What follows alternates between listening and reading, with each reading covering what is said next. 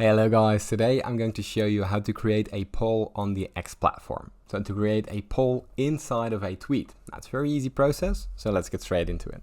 The first thing that you want to do is grab your mobile device and head down to the X platform.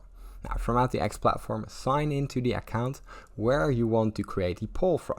Now, what you want to do next, you want to open up your current feed, and from there you go to the bottom right corner where the big plus circle appears. Now you open it up to create a tweet.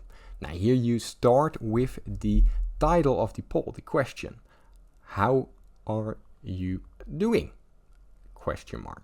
Now from out there, what you want to do next, we want to go to the buttons right above our keyboard. Now here you see the location, and right next to it we see the poll option. Now here you see already two choices. What you want to do, you want to fill out the choices. So let's say good or bad. And if you want a third choice, simply go to the plus sign next to the last choice and add the choice and press something else.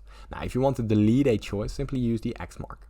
Now we're going to set this to be active for 1 week. So simply use the drop down menu in the poll length and choose how many days you want to be this poll active. Now from out there, everything is finalized and we can post the tweet. Now how to find it, it's very easy. Go to your profile and here you see your current poll.